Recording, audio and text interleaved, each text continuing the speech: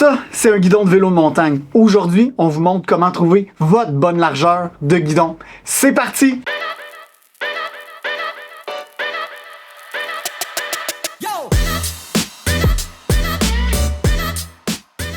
Dans la culture cycliste actuelle, la tendance est d'avoir des guidons de VTT extrêmement larges. Par contre, pour des plus petites épaules, ça peut être problématique.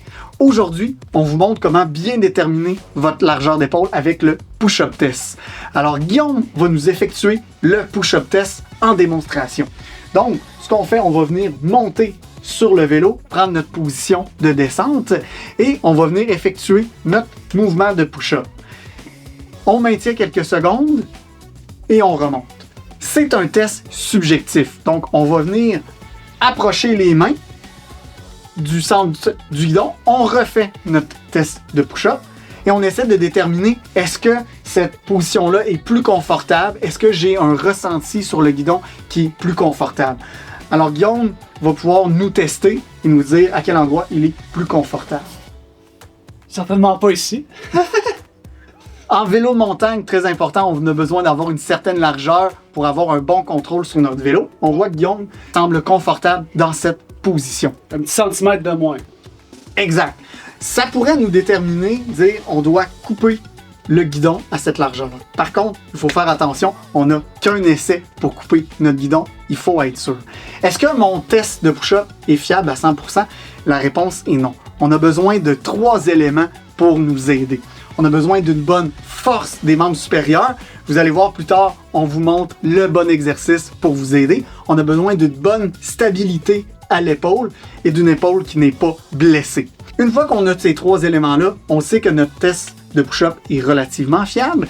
La deuxième étape va être de positionner votre levier de frein pour vous assurer que vous puissiez le freiner avec votre index. Un coup qu'on a bien positionné, on refait notre test de push-up. On s'assure qu'on est bien positionné et on peut rouler avec votre vélo de cette façon-là pour les prochaines sorties. Quand vous êtes certain que c'est bien, vous allez chez votre marchand de cycle et vous allez faire couper votre guidon.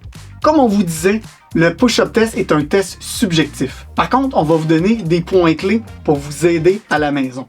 Premier point, au niveau du poignet. On ne veut pas de déviation. On veut s'assurer que votre poignet est droit et neutre avec la main sur la manette de frein. Deuxième point important, votre poids doit être réparti également sur la main. On ne veut pas de point de pression intérieur ou extérieur. C'est pour le poignet. Deuxième point, très important, au niveau de l'épaule. On veut s'assurer que votre épaule ne va pas venir vers l'avant. Votre épaule va rester neutre dans la position. Plus votre guidon est large, plus votre épaule va avoir tendance à venir vers l'avant. Donc, à faire attention. Assurez-vous de la bonne position de l'épaule et assurez-vous de la bonne position du poignet avant de faire couper le guidon. Restez avec nous parce que dans la deuxième partie, je vous montre l'exercice le plus important pour faire le renforcement et la stabilité de votre membre supérieur. Excusez, c'est parce que je suis en train d'écrire comme la meilleure infolette cycliste de tous les temps. Vous pouvez vous abonner avec le lien sous la vidéo. À plus tard.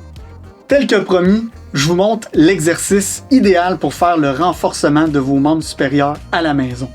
Ici, on a notre fit bike avec le guidon de vélo de montagne. Guillaume va s'installer dans sa position push-up. Plus c'est facile, plus on peut s'éloigner.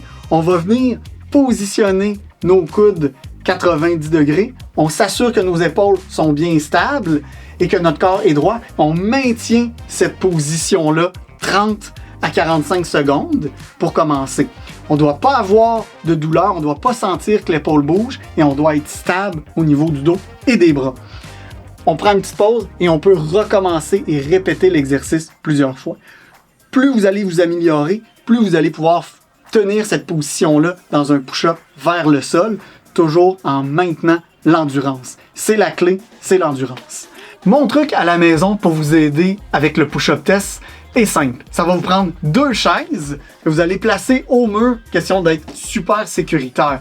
Donc, Guillaume nous place nos 2 chaises. On peut les écarter un brin pour avoir un push-up encore plus difficile. Ce qu'on fait, on va s'allonger, position push-up, on va fléchir nos coudes légèrement et on va maintenir la position.